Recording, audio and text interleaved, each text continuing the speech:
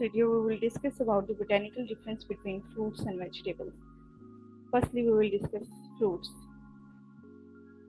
A dry or fleshy ripened ovary of a flowering plant enclosing seeds is called fruit.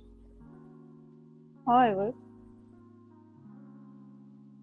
the herbaceous parts of the plant other than flower are categorized as vegetables, including roots, stems, and leaves.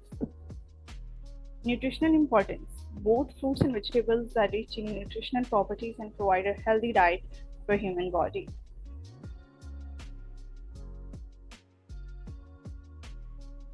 Fruits include apricots, bananas, grapes, pea or bean pods, okra, corn grains, tomatoes, peppers, cucumbers,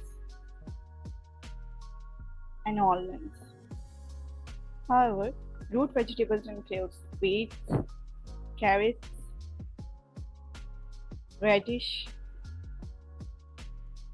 Stem vegetables include asparagus, ginger, potatoes, and leeks, onions. Leafy vegetables include cabbage, celery, lettuce. I hope you like the video.